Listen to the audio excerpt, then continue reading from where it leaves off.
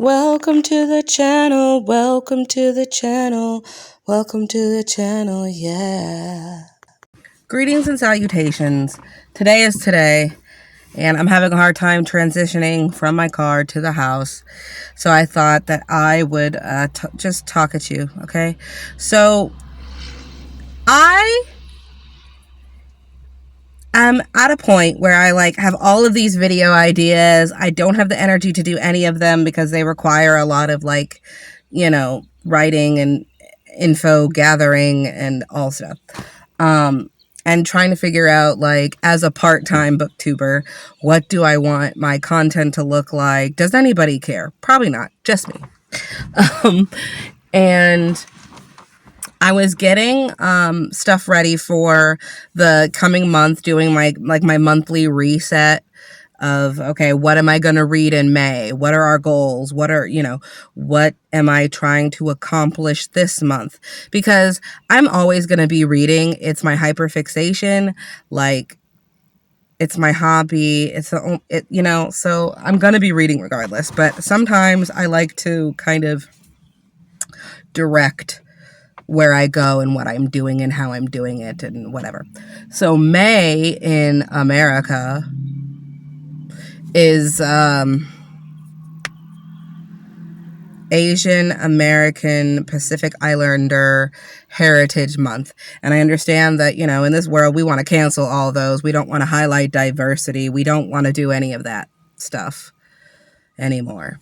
But I think it's important to read diversely. I think it's important to make a conscious effort to read outside of your own lived experience, because it makes you a more empathetic individual to understand how somebody else who doesn't have your worldview or life experience walks through the world.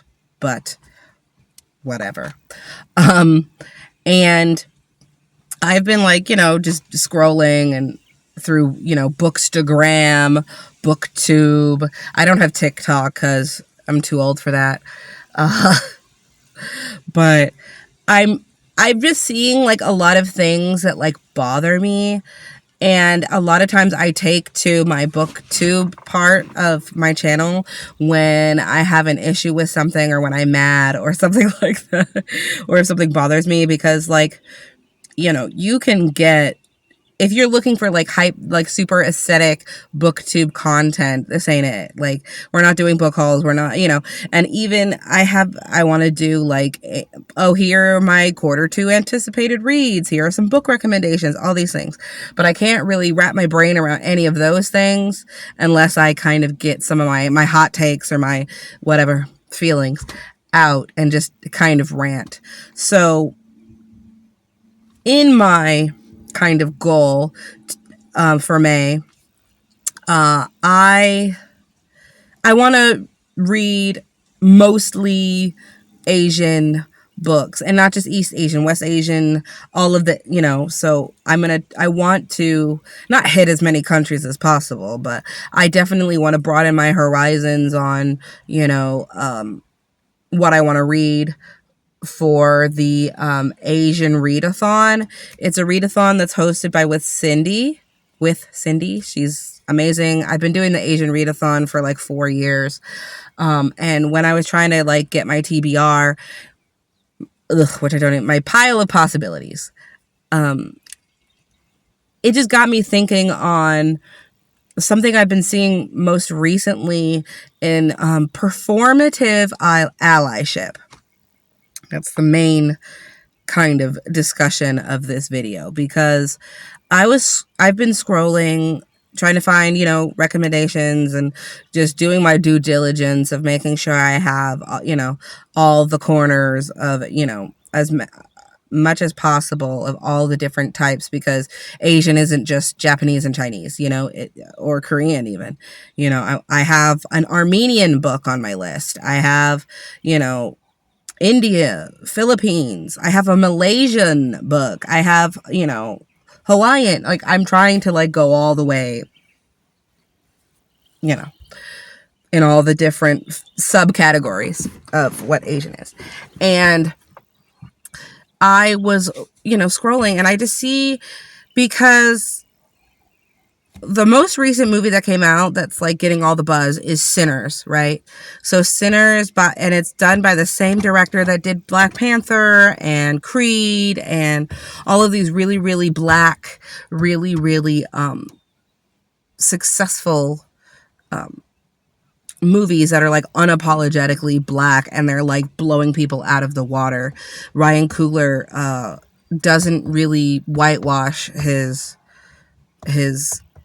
movies. He doesn't do the work for y'all. And it's just unapologetically black.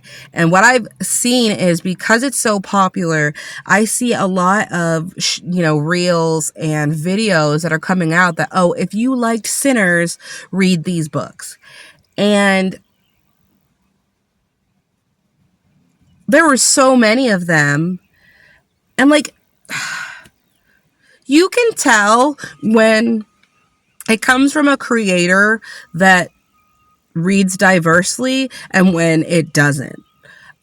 So a lot of these readathons, a lot of these challenges, a lot of these things that people do, and I never want to, as a creator, just kind of like, oh, it's May, I'm going to do all Asian authors, and then never read anything by an Asian author throughout the whole year.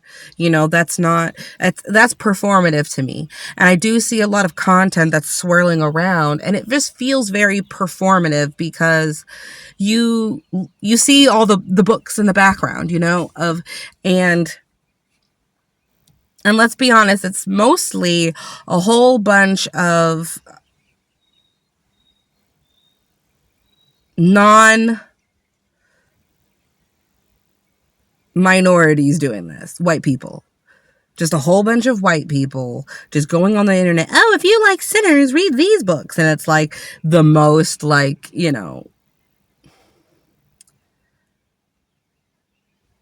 stereotypical like books that everybody recommends, and you look behind their bookshelves and it's just all like Sarah J. Maas and like, listen,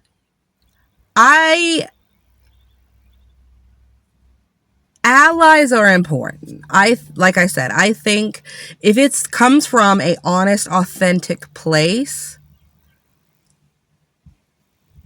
then yes, we want more of that.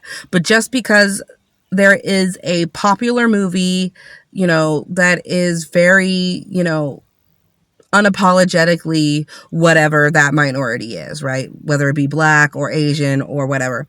This happens so often that something gets popular and people, being people, will try to use that for clout or piggyback off the success of something when they themselves don't do the work all year.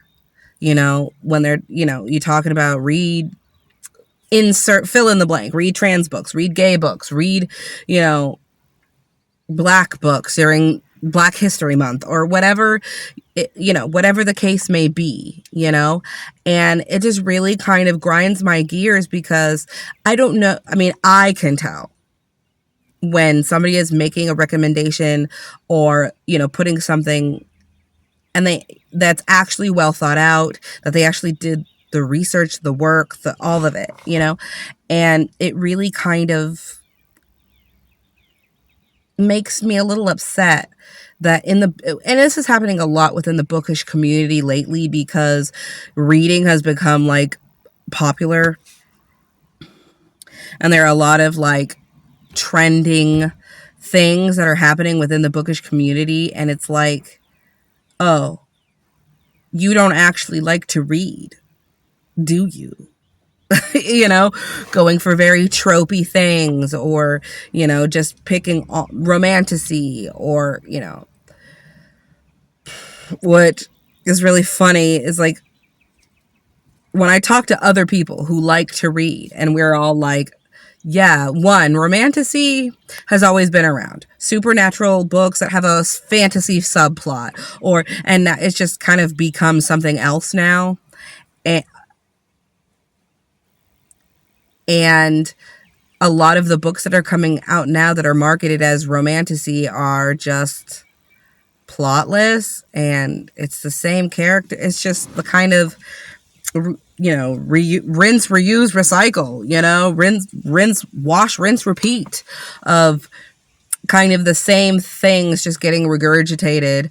And then you just like, oh, these people who are doing a lot of bookish content don't actually like to read, because and that's a whole nother video of anti-intellectualism and blah, blah, blah. But it kind of just doesn't make me second guess my own motives, because I know that I read diversely all the time. I make a conscious effort to kind of read outside my comfort zone, read from a different perspective.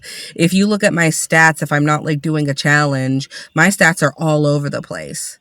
As far as, I think I was looking at my recent stats of like, quarter one, and I've read, as of this video, I've read 53 books, and 32 of them are people of color. 27 of them are LGBT. My stats, and if you want me to do like a stats video, I will, like how I break down like my stats of like, because I like subcategories, because I like to keep track of, okay, how many books did I read have a disability? How many books did I read were, XYZ, whatever, what have you, of all my subcategories and everything. So it's like, I know that I am not a performative ally. I know that when I say I'm going to read Asian all May, but it's like, girl, I read 150 books a year. If I want to just read all Asian for May, mostly Asian for May, I'm going to do that. But knowing that I read a lot, I read diversely the whole year, whether it be Latin, gay, any of the gay, the whole, alphabet mafia, all that stuff. I am very, very conscious and very aware of what I choose to consume. And I also, I get into moods too, where I want to read a certain thing, and then I will read that thing until I get tired of it.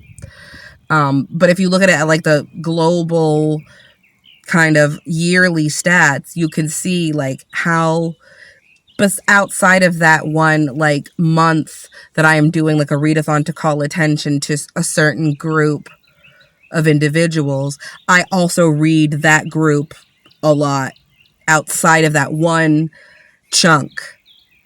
And the thing is, everybody has to start somewhere. If you start out, you get right back into reading again as an adult, and you go for the Sarah J. Maas, you go for the, those kind of books. And then over time, hopefully, your taste changes and you kind of get different experiences than just those type of books. And I'm not here to yuck anybody's yum. That's not what I'm talking about here. But I will say that just hopping on the internet and making a video saying, oh, if you liked Sinners, you'll love these books, when, girl, you didn't even read that book. Did you just Google it? Because they never talk about those type of books outside of what's trending or what, month we're in, because they know it's going to get foot traffic. They know it's going to hit the algorithm. And I get it. Everybody's got to eat. But for me, it's very hard for me, especially like as an autistic individual, which, should I even be saying that out loud? It's very hard for me to not live authentically and be my authentic self. And so performative anything to me is very strange and hard to understand. I mean, I understand it, but I also would not be able to do that because it's not honest. It's not truthful. And it would give me the ick. Like, how could I just decide like, oh, I'm just going to be a performative ally, but not actually show up for those people? Not actually advocate for rights or, representation or anything like that. Just hop on the bandwagon so I can get views and likes and clout. It's like, having minority groups and oppressed groups been used and abused enough? But that's my rant for the day. Have a wonderful day. That's all I have for you today, guys. Bye.